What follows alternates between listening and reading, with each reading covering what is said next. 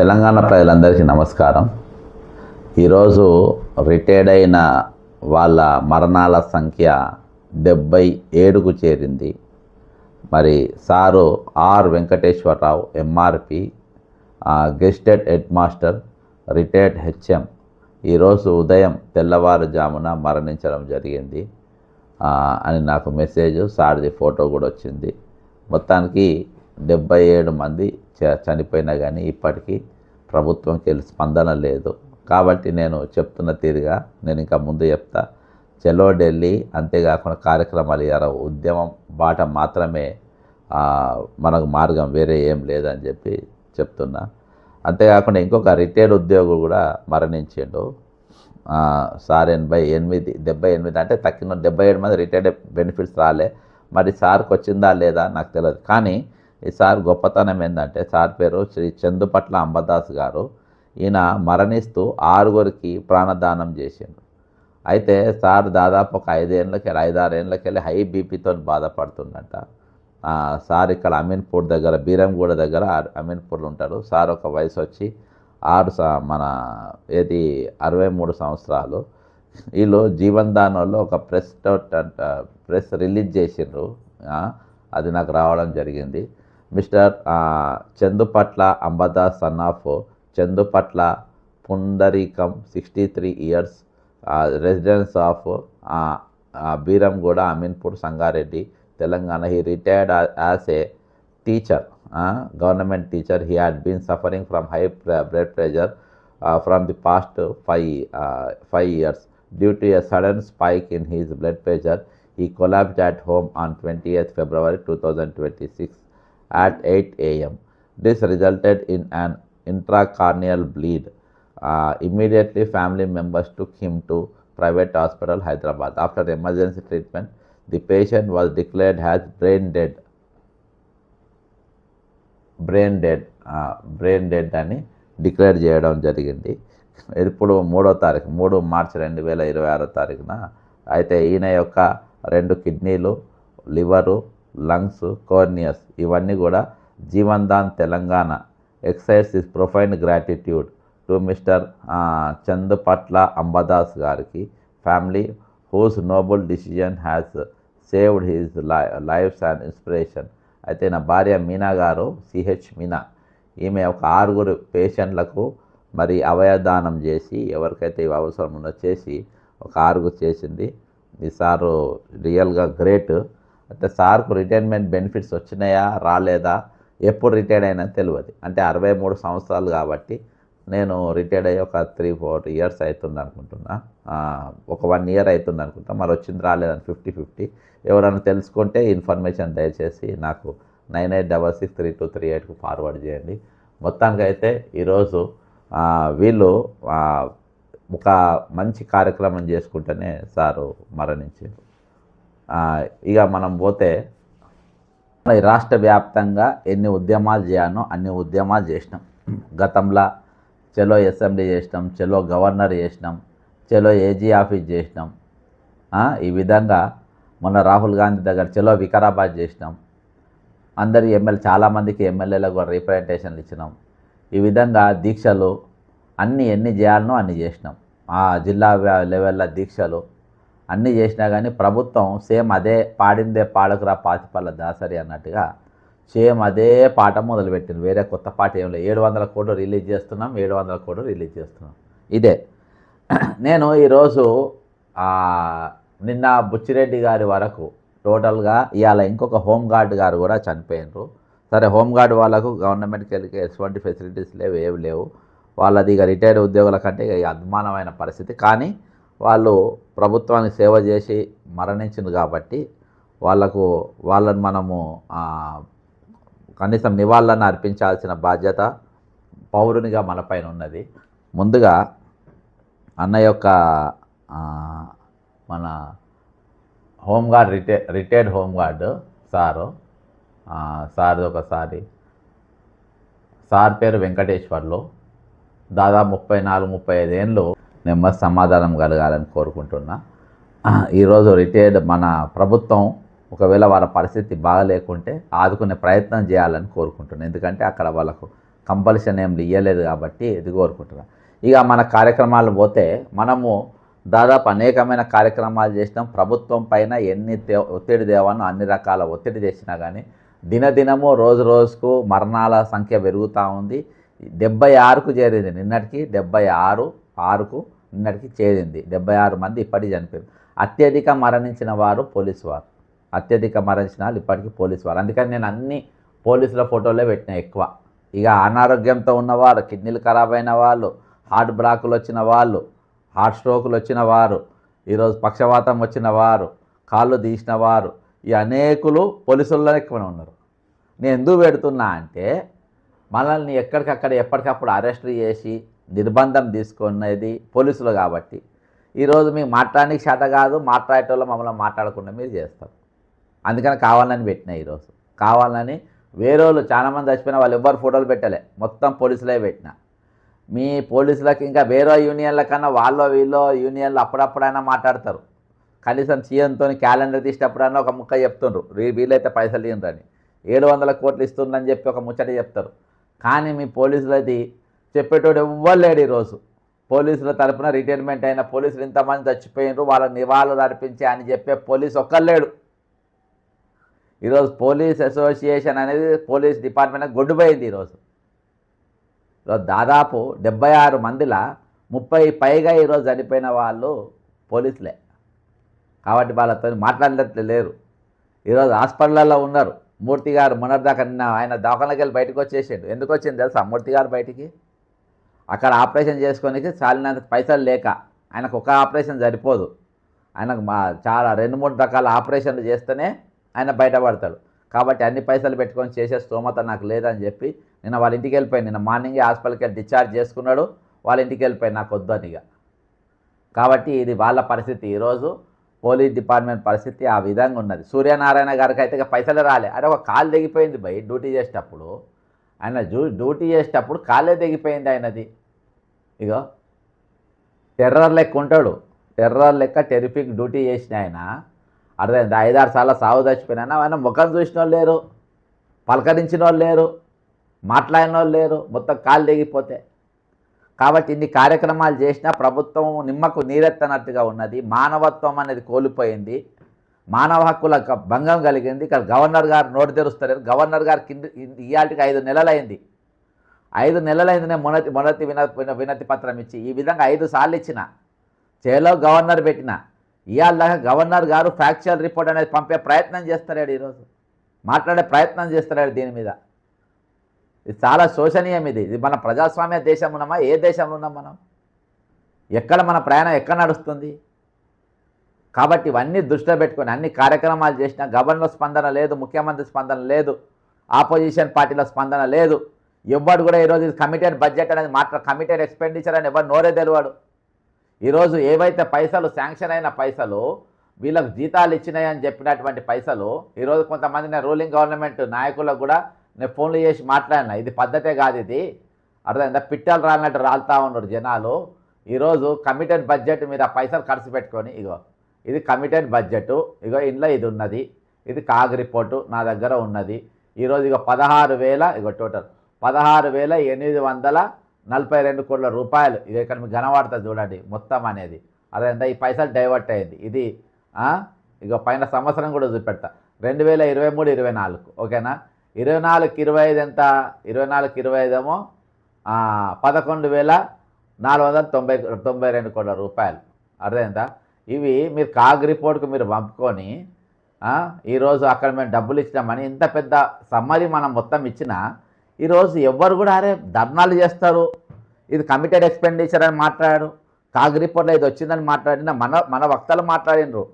నిన్న భిక్షపతిగా బీజేపీ ధర్నాలో భిక్షపతి అన్న కానీ సుధాకర్ రెడ్డి అన్న కానీ వాళ్ళు మాట్లాడింది. రోజు వాళ్ళు ఎవరు ఎందుకు మాట్లాడతారు? ఇవాళ దాకా ఒక్క ఆపోజిషన్ నాయకుడి నోట్లనైనా ఇది కమిటెడ్ ఎక్స్పెండిచరు, కాగ్ రిపోర్ట్లో వీళ్ళు దొరికిపోయినరు, తప్పించుకునే ఛాన్స్ లేదు, కాబట్టి వాళ్ళ డబ్బులు వాళ్ళకి ఇవ్వాలని వాళ్ళని అంటుండ. ఈరోజు ఏ పార్టీ వాడు పాపం పోయి వాళ్ళ నోట్ల ఆ మాటనే తీస్తలేరు.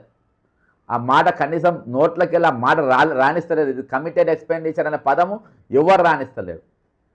కాబట్టి ఇవన్నీ కూడా అన్నీ జరిగిపోయినాయి. ఈరోజు మానవ హక్కుల కమిషన్ డైరెక్షన్ ఇచ్చిన గడువు రేపు 8 తారీఖు అయిపోతుంది అంటే 8 వారాలు కంప్లీట్ అయిపోతుంది రేపటి గడువు. కాబట్టి ఈరోజు ఇక మేము ఈపీఎస్ 95 వాళ్ళు చలో ఢిల్లీ పెట్టుకుంటారు. అంటే ఆర్టీసీ కార్పొరేషన్స్ ఎవరికైతే పెన్షన్స్ ఈరోజు వాళ్ళ మినిమం పెన్షన్స్ పెంచాలని చెప్పి డిమాండ్ చేస్తుండ్రు, వాళ్ళు వెళ్తుండ్రు. నేను వాళ్ళతో సహా మనం కూడా నేను గతంలో కూడా చెప్పిన ఆ పని మీద 8వ తారీఖు పోతున్నా. కొంతమంది తెలంగాణకు సంబంధించిన స్టేట్ గవర్నమెంట్ ఉద్యోగులు కూడా కొంతమంది వస్తుండ్రు ఆ రోజు. కాబట్టి మేము 8వ తారీఖు ఉదయం బయలుదేరి వెళ్తున్నాము. 9వ తారీఖు 10, 11 3 రోజుల పాటు అక్కడ ఈపీఎస్ 95ది దాంతో సహా మనది కూడా ఆ కార్యక్రమం అందులోనే పెడుతున్నాము. అక్కడ జాతీయ స్థాయి ఒక 25 మంది ఎంపీలు పాల్గొంటా ఉన్నారు. 25 మంది ఎంపీలను కూడా ఈరోజు పార్లమెంట్లో అడుగుమని చెప్పి వాళ్ళకు కూడా నేను వినతి పత్రం ఇస్తే వచ్చిన వాళ్ళందరూ కూడా అక్కడ ఆపోజిషన్ పార్టీలకు అందరికీ కూడా ఇస్తా. కాబట్టి ఆ కార్యక్రమాలు 8, 9, 10, 11 అది ఏ విధంగా జరగాలనో ఆ విధంగా ఢిల్లీలో జరుగుతుంది. కానీ ఈరోజు స్టేట్ గవర్నమెంట్లో మనం చేయాల్సిన పని ఏంటంటే 15వ తారీఖుకి వెళ్ళి అసెంబ్లీ సమావేశాలు మొదలవుతున్నాయి. కాబట్టి ఈరోజు రాష్ట్ర వ్యాప్తంగా ఉన్న అందరు రిటైర్డ్ ఉద్యోగులు, రాష్ట్ర వ్యాప్తంగా ఉద్యోగులు అందరూ 13వ తారీఖు 14వ తారీఖు ప్లే కార్డ్స్ పట్టుకొని వాళ్ళ ఇళ్ళ కాడికి పోయి వాళ్ళకి వినతి పత్రం ఇది అసెంబ్లీ కాడ పనిచేయాలి, అసెంబ్లీలో మీరు ఈసారి మాట్లాడాలి, కమిటెడ్ ఎక్స్పెండిచర్ ఏదైతే ఇది ఉన్నదో నేను ఈ కాగ్ రిపోర్ట్ కూడా అందరికీ పంపుతా. కాగ్ రిపోర్టు అందరికీ పంపితే ఇక దీన్ని బజార్లు వేస్తాయి. ఇక దీన్ని అర్థమైందా? ఈ జనంలో వదులుదాము. ఇది డైవర్ట్ అయింది కాబట్టి అన్ని పార్టీలు బీజేపీ ఎమ్మెల్యే బీఆర్ ఏ పార్టీ అయినా సరే ఆ ఎమ్మెల్యేలు అందరికీ ఖచ్చితంగా వాళ్ళు ఇవ్వాలి, అసెంబ్లీలో మాట్లాడాలి. మాట్లాడిన రోజు మాట్లాడేంత వరకు వాళ్ళ ఇంటికాడ మనం దుకాణం పెట్టాలి. ఈరోజు మనం గట్టిగా పని చేయకుంటే గట్టిగా వాళ్ళని ఒత్తకుంటే ఈరోజు ఈ పని జరగదు ఇక. ఎందుకంటే ఈరోజు ఒక రాబంధు లెక్క ఉన్నాడు, అర్థమైందా? రాబంధుడు ఈరోజు మన రాష్ట్రాన్ని పాలిస్తున్నాడు. ఇంత స్పందన లేదు, మనిషి లెక్క ఆలోచన లేదు. ఇంతమంది మరణిస్తున్నా వీళ్ళ తరపున మనం మాట్లాడాలి, వీళ్ళ తరపున కొట్టాడాలి, వీళ్ళ పైసలు వీళ్ళకి ఇవ్వాలి. ఒకవేళ ఆర్థిక పరిస్థితి భయంకరంగా ఉన్నది అంటే వాళ్ళతో చర్చలు జరిపి ఇట్లా పరిస్థితి ఇట్లున్నది ఈ విధంగా ఇస్తాము, ఈ విధంగా 700 కోట్ల ముచ్చట కాదు ఇది. ఏకకాలంలో ఇచ్చే ప్రయత్నమే చేయాలి. ఏకకాలంలో ముందు వీళ్ళకి ఈ బ్యాచ్కు ఈ నెల ఇస్తాం కంప్లీట్గా, ఈ కొంతమందికి ఈ నెలలు కంప్లీట్ ఇస్తాం. ఫస్ట్ సీరియస్గా ఉన్న సంగతి చాలా అర్జెన్సీగా ఉన్న వారికి పెట్టాలి అని చెప్పేసి వాళ్ళందరికీ పెట్టిన తర్వాత ఇమీడియట్గా ఇంకో బ్యాచ్ అట్లా ఏకకాలంలో ఇచ్చే ప్రయత్నాలు చేయండి. ఇన్స్టాల్మెంట్ బేసిస్ ఇచ్చే పైసలు దేనికి కూడా పనికిరాదు. వాళ్ళు దేనికి ఉపయోగపడతలేరు. ఒక హాస్పిటల్కి ఉపయోగపడతలేరు, ఒక ఇల్లు కొనుక్కోనికి ఉపయోగపడతలేరు, ఒక ఈఎంఐలు అన్నీ ఒకటేసారి కట్టి ఇల్లు ఇడిపించుకునే ప్రయత్నం అయితే లేదు, ఒక పిల్లలకు ఇస్తామని ఒప్పందం చేసుకుని కట్నాలు ఇచ్చే పరిస్థితి లేదు. కాబట్టి ఇవన్నీ కూడా ఏకకాలంలో రావాలంటే ఖచ్చితంగా 101% ఈరోజు డబ్బులంతా ఏకకాలంలో చెల్లించాలి అనే ఒత్తిడి 13, 14వ తారీఖు మీరు అందరూ కూడా ఎమ్మెల్యేల ఇళ్ళ కాడ కూర్చోవాలి. మీరు ఖచ్చితంగా ఇది మాట్లాడి తీరాలే, మీకు ఎక్కడ అవకాశం మాట్లాడి తీరాలే. అక్కడ ఖచ్చితంగా మీరు అక్కడ ఉండే మన కుటుంబాలతో సహా పోవాలి ఎమ్మెల్యేల ఇంటికాడికి, ఒకళ్ళిద్దరు కాదు. ఏంటంటే ఇక్కడ పరిస్థితి కొంతమంది సంపాదించుకుంటుంటే ఉండొచ్చు, కానీ ఈరోజు బాగలేని వాళ్ళ గురించి రావాలే కదా. ఈరోజు సుధాకర్ రెడ్డి అని ఉన్నాడు, ఆయనకు అవసరం లేదు, అయినా కానీ వేరే వాళ్ళ పైసలు రావాలని వస్తూ ఉంటారు. ఈరోజు ఆ డబ్బు వస్తేనే బతుకమనేటువంటి చాలామంది ఉన్నారు. వాళ్ళు కొట్లాడుతున్నారు కదా, వాళ్ళకు వస్తే మాకు కూడా వస్తాయి అని కూర్చునేటోళ్ళు స్వార్థపరులు కూడా ఉన్నారు రిటైర్డ్ అయిన ఉద్యోగులలో. అది పద్ధతి కాదు. ఈరోజు మీకు వచ్చినా కానీ రానోళ్ళ కోసం నాకేం పని భయ్, అర్థమైందా? వాళ్ళ కోసం మానవత్వం కోసం మనం ఆలోచించాలి. ఈరోజు 13వ తారీఖు నేను ప్రోగ్రాం జాగ్రత్త చెప్తున్నా వినండి. 13వ తారీఖు ఎమ్మెల్యే ఇంటికి పోవాలి, పొద్దున్నే కుటుంబ సభ్యులతో సహా పోవాలి, ప్లే కార్డులు పట్టుకొని పోవాలి. పోయి ఈ ప్రోగ్రాం నోట్ చేసుకోండి, అండర్లైన్ చేసుకోండి ఈ ప్రోగ్రాం. పొద్దుగాల పోవాలి, వాళ్ళకి వినతి పత్రాలు కుటుంబాలతో సహా ఇవ్వాలి. బయట వచ్చి మీరు మీడియాతో మాట్లాడాలి, వాళ్ళకి ఇవ్వాలి. 13కి ఇచ్చారు. 14వ తారీఖు రిమైండర్ ఇవ్వాలి, మళ్ళీ పోయి రిమైండర్ ఇవ్వాలి. ఒకవేళ ఎంపీలు లోకల్ ఉంటే ఎంపీలలో పార్లమెంట్లో అడుగుతారని చెప్పాలి. ఎంపీలలో మాకు ఇక్కడ పరిస్థితి బాగాలేదు కాబట్టి అక్కడ పైసలు ఇవ్వాలని చెప్పి బీజేపీలో అయితే మాట్లాడగలుగుతారు కదా, బీజేపీ ఎంపీలు అయితే ఇస్తారు కదా, ఇక్కడ ధర్నాలలో మాట్లాడరు కదా. బీజేపీ ఎంపీలను తెలంగాణలో ఈరోజు 76 మంది ప్రభుత్వ ఉద్యోగులు మరణించారు. వాళ్ళకి ఇవ్వాల్సిన ఈరోజు కమిటెడ్ ఎక్స్పెండిచర్ ఏవైతున్నాయో ఆ డబ్బు మొత్తం దాడి మళ్లించిండ్రు, వాడుక దొబ్బుగా తిన్నారు.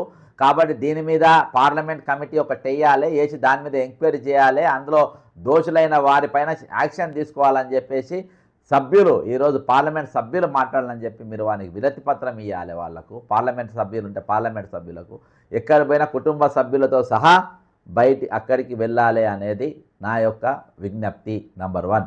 రెండవది 14వ తారీఖు మళ్ళీ రిమైండర్ ఇవ్వాలి వాళ్ళకు. 14వ తారీఖు రిమైండర్ ఇవ్వాలి.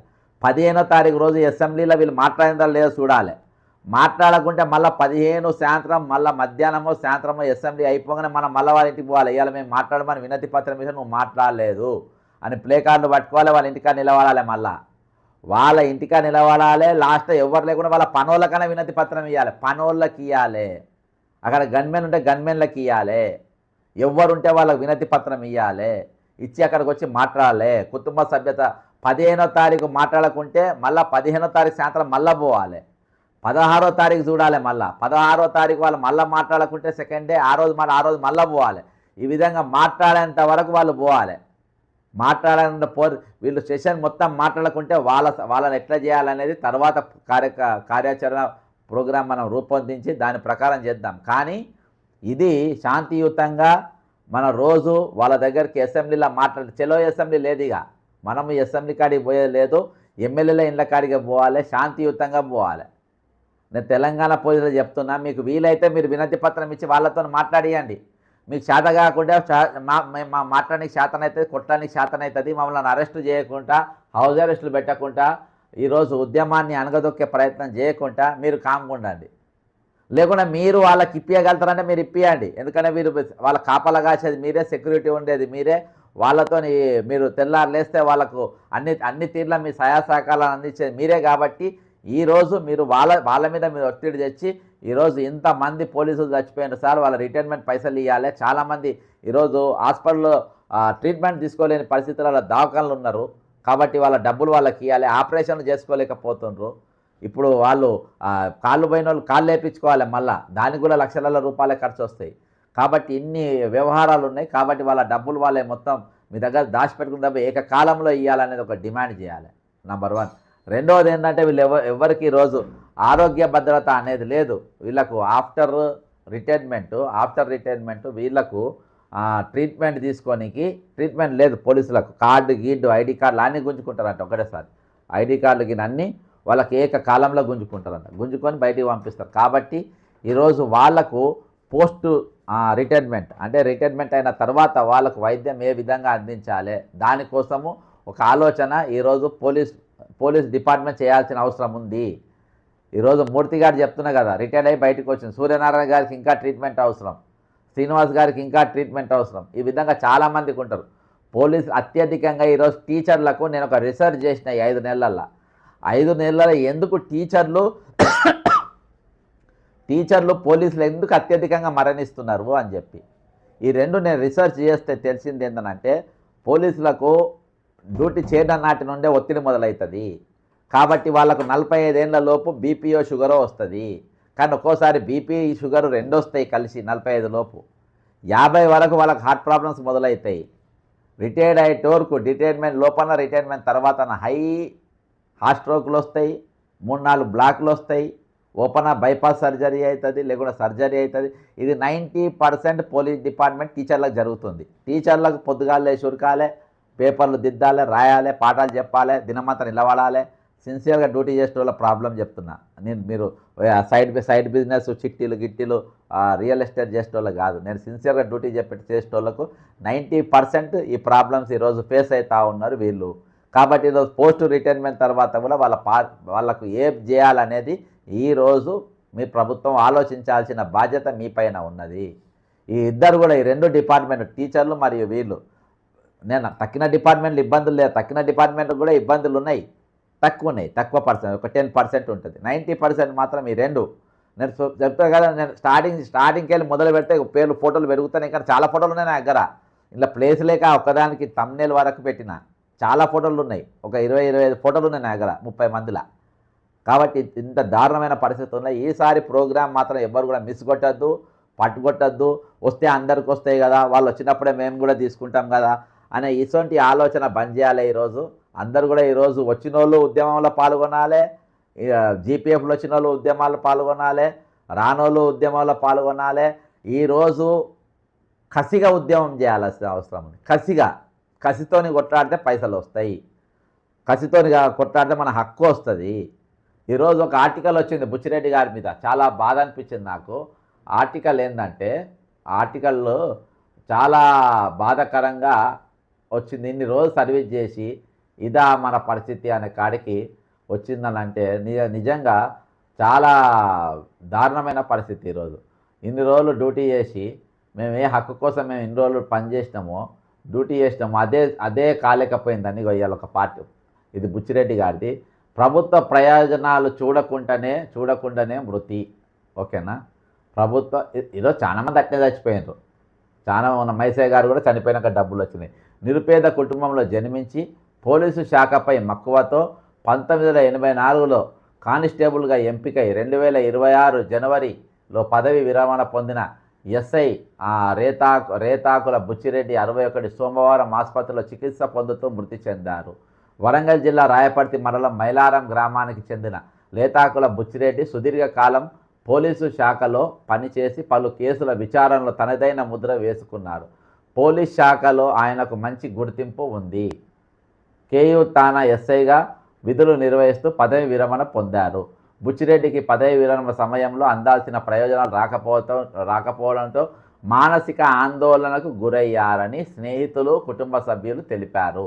ఇటీవల అనారోగ్యానికి గురి కావడంతో శస్త్రచికిత్స కూడా జరిగింది. దీంతో అప్పు చేశారు. చేతుల్లో డబ్బులు లేవు.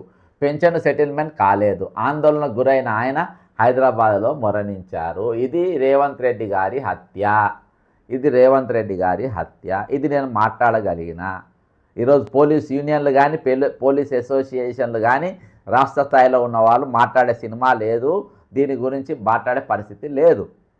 కాబట్టి ఈరోజు ఇంత భయంకరంగా ఆయన చికిత్స తీసుకున్న తర్వాత తెచ్చిన అప్పు గురించి బాధపడుకుంటా ప్రభుత్వ ఆసుపత్రి మన హైదరాబాద్ దవాఖానలో ట్రీట్మెంట్ పొందుకుంటా ఆల్రెడీ ఆపరేషన్ అయినాక చనిపోయిందనంటే ఎంత బాధాకరం చెప్పండి. ఈరోజు అంటే ఉన్న పైసలు కూడా, మిగిల్చిన పైసలు కూడా ఖర్చు అయినాయి. ఇంకా అప్పు తీర్చకుండానే చనిపోయాడు.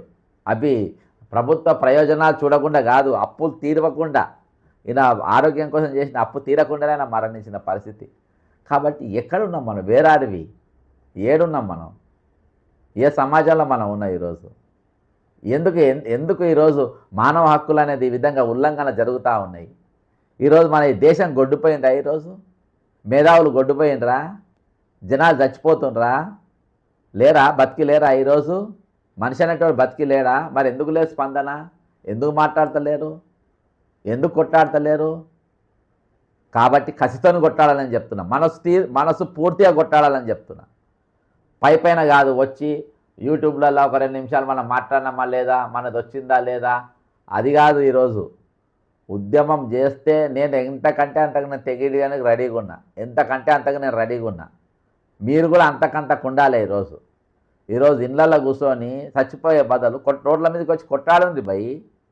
కొట్టాడు ఏమన్నా కానీ ఇప్పటిదాకా అసూలు భాషణ వాళ్ళు ఎవ్వరు కూడా ఇవాళ ఉద్యమాలలో ఎక్కడ కూడా రాలేదు. వీళ్ళు లోపల కుమిలి చచ్చిపోయింది. ఈరోజు వీళ్ళు ఎప్పుడు కూడా పలానా ధర్నాలను లేకుంటే రిటైర్మెంట్ ఉద్యోగుల కార్యక్రమాలలో ఎన్నో కూడా ఎవరు పాల్గొనలే. కాబట్టి ఈరోజు మీరు కొట్టాడుకుంటే ఇది చేయమన్నా, వాళ్ళు ఇంట్లో ఉండి బాధపడే బదులు రోడ్ల మీద నుంచి కొట్టాడమంటున్నా, నిలబడి లడై చేయమంటున్నాం. లడై చేస్తే ఆటోమేటిక్గా మీ హక్కులు మీకు వస్తాయి. ఇలా చాలామంది ఉన్నారు డిప్రెషన్లో. ఇలా సుందరి మేడం డిప్రెషన్లోనే ఉన్నది. డిప్రెషన్ పోకుండా ఆగింది ఆమె. అర్థమైందా? ఈరోజు చాలామంది పైసల పైన ఎంతోమంది వాళ్ళ కుటుంబాలను నిలుపుకోవాలని ఎంతోమంది ఈరోజు దీనిపైన ఆశ పెట్టుకున్న పరిస్థితి. ఆశలన్నీ అడియాశలు చేసే ప్రయత్నం ఈరోజు క్రిమినల్ గవర్నమెంట్ చేస్తుంది. ఒక క్రిమినల్ ఈరోజు రాష్ట్రాన్ని పాలిస్తున్నాడు. ఒక క్రిమినల్ ఈ రాష్ట్రాన్ని పాలిస్తున్నాడు. ఎంతమంది చచ్చినా నాకు పర్వాలేదు అంటున్నాడు. వాళ్ళని డబ్బులు ఇయ్యనయ్యననే స్థాయికి ఉన్నాడు. కాబట్టి ఈరోజు తెగిసి కొట్టాడితే తప్ప, అవసరమైతే ఈ ప్రభుత్వాన్ని మార్చే దిశగా మన పోరాటం ఉండాలి. ఈరోజు ముఖ్యమంత్రిని మార్చే దిశగా ఈరోజు మన ఫైటింగ్ ఉండాలి. నేను ఏదో కుర్చీ మీద కూర్చొని ఏదో పదవి అలంకరించే పరిస్థితులు నేను లేను. ఇదో కేవలము ఈరోజు ఇక్కడ పౌరుల యొక్క హక్కు కాపాడాలని, ఈరోజు హక్కులు అనేది ఖచ్చితంగా ఈ సమాజంలో నిలబడి ఉండాలి, లేకుంటే వచ్చే తరాలకు వచ్చే రోజులలో రిటైర్డ్ అయ్యే వాళ్ళకి ఇంకా కష్టం ఉంటుంది. ఈరోజు బక్క జడ్సన్ అనేటోడు ఉన్నాడు, మాట్లాడుతుండు, యూనియన్లు ఎట్లున్నాయో మనం చూసినాం, అన్న చూసినాం. ఈరోజు ఈయంత వచ్చారు, ఇప్పుడు మనం మాట్లాడి కొట్టాలనుకుంటే వచ్చే రోజులలో ఇక జీతాలు కూడా వాడుకుంటారు బాజాప్తా. మొత్తం బరిదేగించిన బడ్లు ఈరోజు తెలంగాణను పాలిస్తున్నది. బడ్లే వీళ్ళు, సిగ్గు శరాలు ఏం లేవు. కాబట్టి ఇంత దరిద్రమైన పరిస్థితిలో ఈరోజు పాలన కొనసాగుతూ ఉంది. వీళ్ళకు అసలు పదాలు ప్రయోగించాలన్న బాధ అనిపిస్తుంది కదా, తప్పది. ఇంతమంది ఉసురు పోసుకుంటా ఉంటే, ఇంతమంది చంపుతూ ఉంటే, ఇంతమంది ప్రాణాలు పోతూ ఉంటే అసలు ఏం నిమ్మకు నీరెత్తనట్టు ఈరోజు అందరు కూడా ఉంటే ఎట్లా చెప్పండి? ఈరోజు డిపార్ట్మెంట్ పెద్దలు అట్నే ఉంటారు, అందరు అట్నే ఉంటారు. ఒక్కసారన్న ఈరోజు పోలీస్ డిపార్ట్మెంట్ ఉంది, డీజీపీ గారికి నేను కంప్లైంట్ ఇచ్చిన, ఏసీబీలో కంప్లైంట్ ఇచ్చిన, చీఫ్ సెక్రటరీకి బిల్లా నంబర్ 42 ఎక్కడికి వెళ్ళి వచ్చింది అని చెప్పి ఎవరైనా ఎంక్వైరీ చేస్తుండ్రా? నెక్స్ట్ కార్యక్రమం మనం చెప్తున్నాం, ఇవన్నీ అయిపోయిన తర్వాత చలో గ్రీన్ ల్యాండ్స్ బిల్లా నంబర్ 42 గారికి చలో ప్రోగ్రామ్ ఇద్దాం. అక్కడికి నెక్స్ట్ ప్రోగ్రామ్ అక్కడికే చీఫ్ సెక్రటరీకి బిల్లా నంబర్ 42 ఎవడిచ్చిండు, ఎందుకు ఇచ్చిండు చెప్దాం. దాని వెనుక ఇచ్చిన మంత్రేవాడు, అవన్నీ చిట్టా అక్కడ ఇప్పుదాం. వీళ్ళు ఎక్కడెక్కడ అక్రమంగా ఆస్తులు కొన్నారో అవన్నీ కూడా మనం బజార్లో వేసి నిలబెడదాం. మన దగ్గరకు వచ్చినప్పుడు మన ఊరికి మనం కాపాడుకోవాలనుకున్నప్పుడు మనం దేనికైనా తెగిస్తాం. మనం ఎందుకు ఊరుకుంటాం? ఈరోజు ఇంతమంది కొడికి వేరు సైడ్లలో అటు ఇటు చూస్తుంటా ఉద్యమం చేసుకుంటా మనం ముందు పోతూ ఉంటే మన పక్కన ఉన్నోళ్ళు బుచ్చిరెడ్డి గారు అసంటోళ్ళు, మూర్తి గారు అసంటోళ్ళు చాలా అనారోగ్యంతో పొందుతాయి, కూలిపోకుండా కొంతమంది వాళ్ళు అక్కడ పడుతూ ఉంటే మనం ఎందుకు ఊరుకుంటాం? మనం ఈరోజు ఖచ్చితంగా కొట్టాడతాం మనం. కాబట్టి ఈరోజు చాలా సీరియస్ తీసుకోవాలి. నాది మీరు ఎప్పుడు 13 వస్తుందా అని చెప్పి చూడాలి, ఎప్పుడు 14 వస్తుందా చూడాలి, ఎప్పుడు 15 వస్తుందా చూడాలి, ఎప్పుడు ఏ ఉద్యమం మనం చేయాలనే చూడాలి. ఇవాళ మన డైరెక్షన్ మనం నడవాలి. ఈరోజు ఎవరి డైరెక్షన్ కోసం చూడాల్సిన అవసరం లేదు. నిన్న ధర్నా జరిగింది, అంతమంది మాట్లాడినారు, ఎవరన్నా కమిటెడ్ బడ్జెట్ అనేది కమిటెడ్ ఎక్స్పీరియన్స్ ఎవరన్నా మాట్లాడినరా? కాగ్రిపోర్ట్ అనేది ఎవరన్నా నోట్ తెరిచిండ్రా? ఈ పదాలు వాడతలేరంటే వాళ్లకు సిన్సియారిటీ లేదు ఉద్యమం మీద. రాసుకోండి మీరు. రాజ్యాంగం ఉల్లంఘన ఇది. ఈ పైసలు డైవర్ట్ చేసిన జైల్లోకి పోవాలి వాడు చీఫ్ సెక్రటరీ కానీ సెక్రటరీ కానీ. నేను ఏ రోజు సభలకు పోయినా కానీ 101% ఈ సంవత్సరంలో డైవర్ట్ అయిన పైసల గురించి ఖచ్చితంగా తీస్తాను. నేను నా ప్రశ్న ఖచ్చితంగా కూడా దీనిపైన ఎంక్వైరీ చేయాలని. రిటైర్మెంట్ ఇళ్లల్లో బండుకున్నా కానీ నేను చీఫ్ సెక్రటరీ గారికి ఫైనాన్స్ సెక్రటరీ గారికి చెప్తున్నాం, మీరు రిటైర్డ్ అయి పారిపోతారేమో, ఇళ్లల్లో వండుకున్నా కానీ గుంజుకొచ్చి జైళ్ళలో పంపుతాం. మేము చట్టసభలో వచ్చిన రోజున దీనిపైన ఖచ్చితంగా చర్చ ఉంటుంది. రాసుకోండి మీరు. చర్చ ఉంటుంది. దీనిపైన చట్టపరమైన చర్యలు తీసుకునేదాకా ఊకునే పరిస్థితే ఉండదు. ఇవాళ మీరు అనుకుంటారు 76 మందిని చంపేసినాం మేము, వాళ్ళ పైసలు ఇవ్వకుండా మేము వాడేసుకున్నాము, ఈ కుబేర్ అనేది తీసుకొని వచ్చినాము, ఈరోజు కుబేరుని లెక్క మేము తయారైనాము, వాళ్ళని మాత్రం పేదరికంలో నూకినాము, మమ్మల్ని ఎవరు పీకెటోడు ఏం లేదుగా, మేము రిటైర్డ్ అయ్యి వెళ్ళిపోయినామని మీరు అనుకుంటుండొచ్చు. ఇళ్ళకి వెళ్ళి గుంజుకొస్తా చీఫ్ సెక్రటరీ రామకృష్ణారావు గారు. మీరు గుర్తుపెట్టుకోండి, బక్క జడ్సన్ అంటాడు ఏ రోజులైతే చట్టసభల్లోకి వస్తాడో ఆ రోజున మీరు చట్టసభల్లోనే మీ మీద ప్రత్యేకమైన కమిటీ లేపించి ఎంక్వైరీ చేపించి ఈ కుబేర్ అనేటువంటి ఎన్ని పెట్టినావు, ఎన్నెన్ని పైసలు మీరు దిగమినుగురు, ఏమేమి కుదబెట్టినని మొత్తం లోపలికి కుక్కటి వేళ్లతో బయటికి లాగి మిమ్మల్ని జైల్లో పంపకుండా నా పేరు తీసి పేరు పెట్టు. పక్కా ఇది జరగబోయే పక్కా ఇది. మీరు 76 మందిని ఇయాటికి చంపినరు. 76 మీ ఈ కుబేర్ వల్ల ఇయాటికి 76 మంది చచ్చిపోయినరు. 76 మంది ఇయాటికి వాళ్ళ ప్రాణాలు కోల్పోయినరు. కాబట్టి ఇవన్నీ కూడా మీ హత్యలు, ఇవి మీ ఖాతాలో వేస్తున్నాయి. ఇవన్నీ మీ ఖాతాలో రాసుకోండి మీరు. నీ పోలీస్ స్టేషన్లకు, నీ అరెస్టులకు, నీ జైళ్లకు ఎవ్వడిక్కడ భయపడటం లేడు. ఇక్కడ మీరు ఎన్ని రోజులు భయపెట్టామని చూస్తున్నారు. ఈరోజు నేను అక్కడ ముందు వరుసలో పెట్టినాయి, నన్ను జైళ్ళల్లో పెట్టే డిపార్ట్మెంట్లు, నన్ను అరెస్ట్ చేసే డిపార్ట్మెంట్లు, నన్ను గృహ నిర్బంధం పెట్టేటోళ్ళ ఫోటోలో పెట్టినా. ఈరోజు వాళ్ళ తరఫున ఏ డిపార్ట్మెంట్ వాళ్ళు మాట్లాడుతారో మాట్లాడిన దమ్ముంటే, ఏ పోలీస్ ఆఫీసర్ వాళ్ళ తరఫున వత్తాసు పులుస పలుచుకోండి దమ్ముంటే మీకు. ఇన్ని కుటుంబాలకు ఈరోజు న్యాయపరంగా వాళ్ళు రావాల్సిన డబ్బు ఇయాటి వాళ్ళకి రాలే, వాళ్ళ హక్కు ఇయాటి రాకుంటే ఎవరు మాట్లాడతారో మాట్లాడండి. చాత కాకుండా కూర్చోండి మీరు. నేను మాట్లాడతా, నేను కొట్టాడతా. ఆ రేవంత్ రెడ్డి కానీ, రామకృష్ణారావు కానీ, సందీప్ కుమార్ సుల్తానే కానీ, ఎవరన్నా కానీ నేను కొట్టడానికి రెడీగా ఉన్నా. కాబట్టి ఈరోజు ఈ ఈ పరిస్థితి ఎంత సీరియస్గా ఉన్నదని మనం అందరం ఆలోచించాలి, గ్రహించాలి. ఈరోజు గ్రహించాలి. నేను ఏదైనా చెప్తుంటే దాన్ని మీరు తూచా తప్పకుండా చేసే ప్రయత్నం చేయండి. మీరు 13వ తారీఖు ఆల్ ఎమ్మెల్యేస్ పోవాలి, పట్టుకోవాలి. ఫోన్ ఎవరు మీతో ఫోన్ పిలిస్తే ఎవరు రాకుంటే మీరు ఒక్కరు పోయండి, ఒక్కలైన ఇవ్వండి. మీ కుటుంబ సభ్యత భార్యాభర్తలు ఇద్దరు పోయండి, అన్నతమ్ముళ్ళు పోయి తీయండి, కుటుంబ సభ్యులంతా తీసుకో, పాలల్లో నెంబడి పెట్టుకోపోండి, భయపెట్టియండి, ఎమ్మెల్యేను భయపెట్టియండి. నేను ఇది మాట్లాడకుంటే నా ఈపు చింతపండు అవుతుందనే భయం ఈరోజు ఎమ్మెల్యేలో కల్పించాలి. మీరు ఆ బ్యాలెన్స్ ఆఫ్ టెర్రర్ అనేది మీరు క్రియేట్ చేయాలి. ఈరోజు నేను ఢిల్లీ కార్యక్రమం ఏ విధంగా ఉండదో ఏ రోజుకి ఆ రోజు అప్డేట్ చేస్తాను. మళ్ళీ కూడా రేపు మీ ముందుకు వస్తా. రేపు ఫైనాన్స్ మినిస్టర్ బట్టి విక్రమార్క ఫైల్స్తో రేపు మీ ముందుకు వస్తా. ఆయన చిట్టా మొత్తం రేపు తీసుకొని మీ ముందుకు వస్తా. ఆయన ఫైనాన్స్ మినిస్టరు, ఆయన ఏ విధంగా అక్రమాలకు పాల్పడ్డాడు, ఏ విధంగా రిటైర్డ్ అయిన ఉద్యోగులను ఏ విధంగా ఆయన ఫైనాన్స్ మినిస్టర్ అయినగా ముంచిండు అనేది ఈరోజు రేపు ఎక్స్క్లూజివ్గా రేపు ఏ టైంలో తీసుకుంటారో నాకు తెలియదు. ఏదో ఒక టైంలో నేను రేపు లైవ్ పెడతా. ఆయనది మొత్తం రేపు బట్టి ఫైల్స్ మొత్తం రేపు ఇప్పుతా. ఈరోజు ఇంతమందిని ఉసురు పోసుకునేటోళ్ళు నేను ఎవరిని వదిలే సవ్వాలే లేదు. కాబట్టి దయచేసి ఇంతవరకు సబ్స్క్రైబ్ కానీ వాడు సబ్స్క్రైబ్ కండి, ఖచ్చితంగా షేర్ చేయండి. రేవంత్ రెడ్డి అనేటోనికి, రామకృష్ణారావు అనేటోనికి, ఈ ప్రభుత్వంలో పెద్దలందరికీ, సంఘాలకు అందరికీ చేరేదాకా మీరు షేర్ చేయి, కామెంట్ చేయాలని కోరుకుంటూ సెలవు తీసుకుంటున్నా. నేను ఇచ్చిన కార్యక్రమాన్ని సీరియస్ తీసుకోవాలని కోరుకుంటూ సెలవు తీసుకుంటున్నా. జై తెలంగాణ, అమరవీరులకు జోహార్లు.